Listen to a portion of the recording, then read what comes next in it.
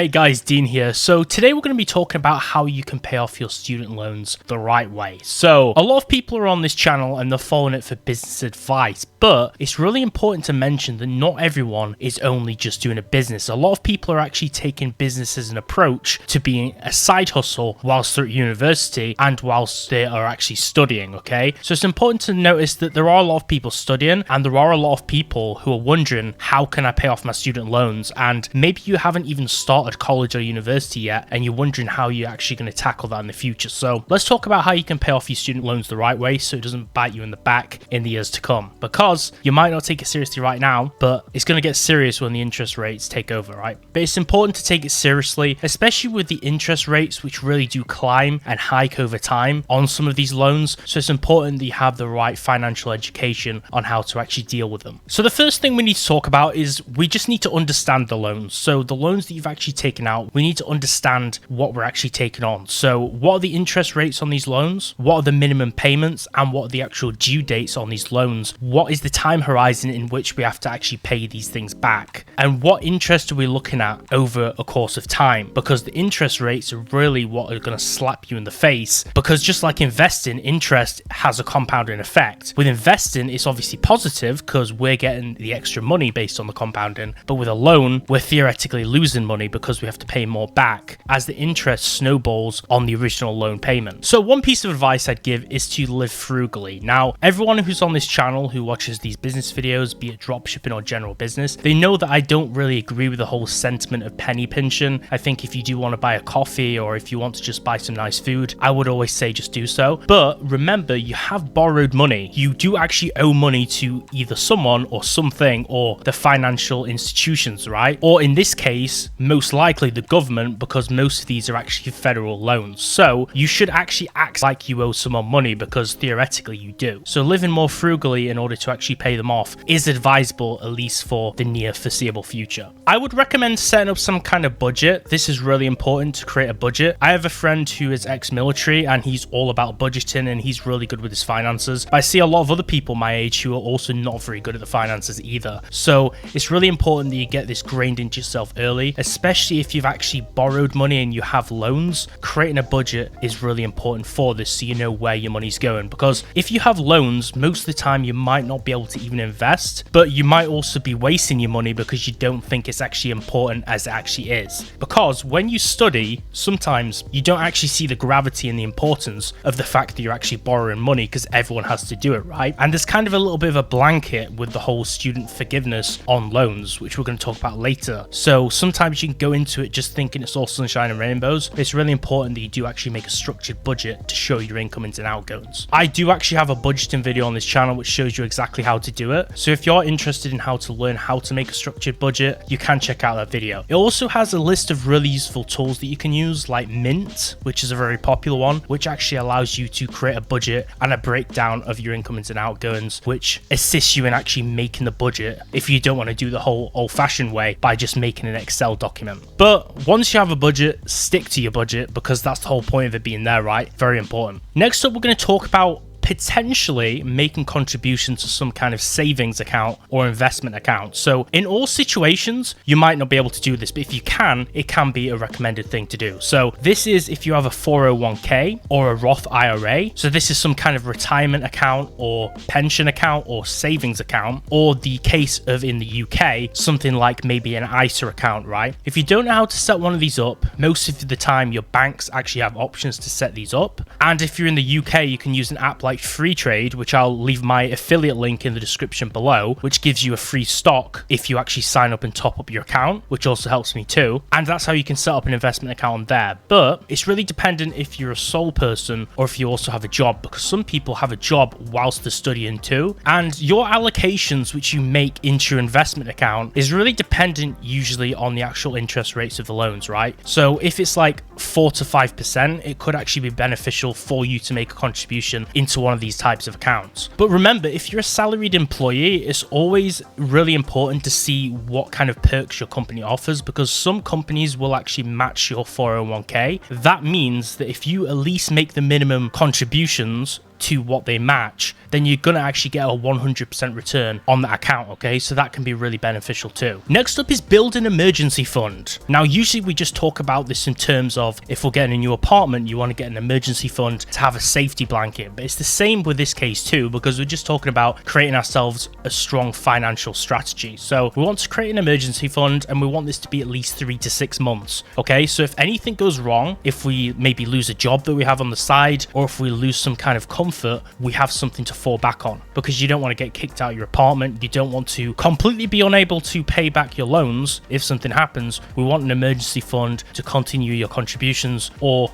to keep your current living situation or financial status actually stable. So that's a really important thing to actually consider too. So let's just talk about some general advice on actually repaying these loans. First of all, what's really important is we need to have a look at them and see which ones actually have the highest interest rates, okay? Because as with any loan, we want to prioritize the highest interest rates first to pay those back, because anything with a high interest rate is going to compound over time, and if you have a high interest rate, you're going to have to pay back so much more upon the original loan that you borrowed. That's really going to bite you in the back in the long run if you leave those for too long. Make sure to pay those ones off first, because they are the most important and they're most dangerous. And you also want to make timely payments, okay? Avoid making late payments. Try to keep everything on time, just like you would try to be somewhere on time. Make a payment on time, because if you don't, it's going to hurt you by adding on extra fees and charges that you're going to have to pay. And also it could damage your credit score too, which is really important when you're trying to apply for good credit cards or to try and get loans for other things, such as for a house and property in the future, which is something which is going to be very important. So don't let that hurt you in the long run. And then I'd also recommend that if you can, this is entirely dependent on your financial situation. If you have the stability and the means to do so first, you need to evaluate your personal situation. But if you do, I'd recommend actually considering paying extra. Now, the reason why you might want to consider paying extra, it's another thing to protect yourself from the interest in the future, because you're paying back more than what you're currently requested to do so, which means you will technically pay back the loan earlier than what you originally would if you pay at that fixed rate each month. But this needs to be figured out based on that monthly budget which we created at the start with the first few tips I gave you, and you need to just consider if this is actually an option for you first. Now, most federal loans actually do have some perks to them, in the sense that they have loan forgiveness programs, okay, which kind of makes them feel a little bit more safer when you've borrowed from the government. And they have certain interest benefits, and they're just generally more flexible than, say, private loans, for an example. Specifically flexible in terms of the option for repayment. So this is pretty important to keep in mind, but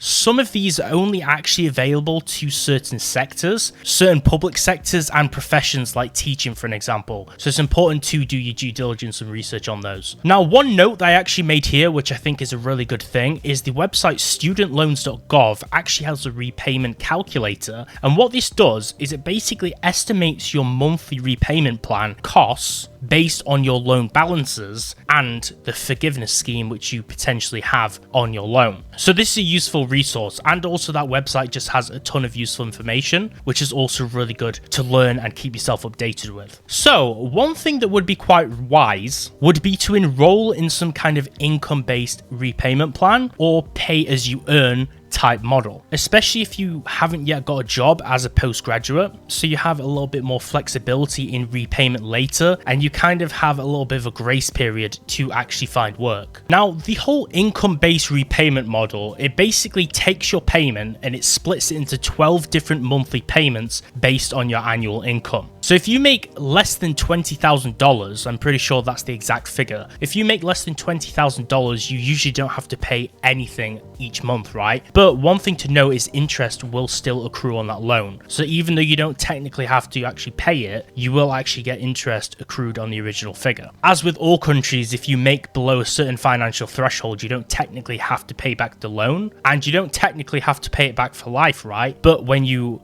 eventually make above that figure, then you will. And then obviously we have the pay-as-you-earn model, which is the PAYE scheme. And basically this has very similar requirements, but it actually requires you to pay a total of 10% based on your income. But this is only available to certain people, and the lines get kind of blurred in terms of the requirements, and it's kind of entirely based on when you actually took out the loan and when you borrowed the money. So it's kind of really confusing, and I'd recommend actually doing some extra research on this. But there is actually another model which is very similar, and that's the model which is called the revised pay-as-you-earn model, which is REPAYE, and that's available to everyone, and it doesn't really matter when you actually took out your loans. You should still be eligible for this. It's basically just the same thing. Now, you might have heard of what's called loan consolidation, and you may have been confused as to what this actually is. So as with just the general term of consolidating, that's just taking multiple loans and squishing them together as one flat fee payment. But is it actually beneficial? This is usually for federal loans, and it kind of provides the benefit in the sense of it making it much easier to manage the repayment,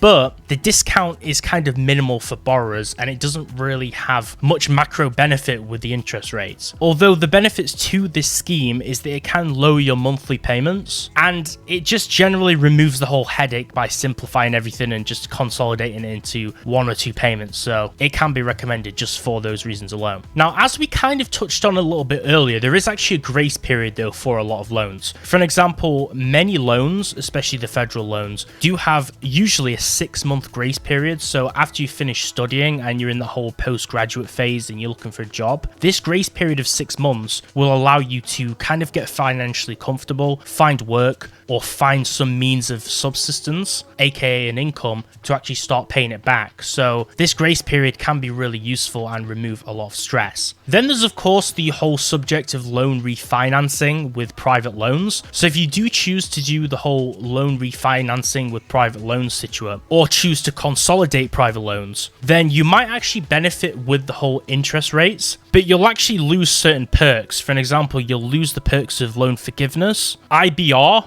and PAYE. Okay, so those two things we mentioned before. So making choices like these do actually have a huge impact on your future finances, so it's really important to mention that before you actually consider doing that. Now, as for seeking help, obviously a lot of people do have trouble with repayment or their financial strategy in repaying those loans, and sometimes they struggle to keep their head above the water, as with any loans, and they don't really know where to seek advice or guidance. Of course, if you just reach out to your loan servicer for help, that would actually be advised, because sometimes they can actually give you some really good options to actually help you. These could be things like deferment or forbearance, and they have a lot of information and resources you can tap into, and of course they just want you to repay the loan in the long run, but they're not out to get you. They're not just loan sharks like with private companies, right? So you can actually find some good help on those services. Now, for further help for people who are kind of struggling or maybe don't understand some of the points in this video, there is actually 2 really great websites, and I'm going to link these 2 in the description below for you guys to take a look at. One of them is studentaid.gov, and this is basically a website which has some really good quality information. This has information which helps you if you're falling behind on your payments and need help with repayments as a whole, or just generally try to find counseling services. This is a really good website to seek that guidance. And of course, for just general quality repayment information and learning how student loans work and how that whole ecosystem works and to get grips with it, the government website, usa.gov, probably has some of the best information and guides out there too. I'm going to link both those resources down below for you guys to read. These are both government websites, so I get no benefit by promoting them. They just have some really good helpful resources for students who are struggling or have the whole knowledge gap and don't know what to do. So if you have any questions about repaying back student loans, do leave me a comment in the comment section down below and I'll try to get back to you with some advice. Now, one disclaimer is I'm not a financial advisor, but hopefully this advice should actually be really beneficial with you guys who are struggling to repay back student loans or don't understand how the system works if you're a new student or you're thinking about maybe going to study. Of course, as with anything in terms of the investment information in this video and just general financial information, always do your own research and try to consult with a real financial advisor before seeing if any of these choices are for you. Now, if you have any questions, I'll try my best to help you out in the comments below. And if you have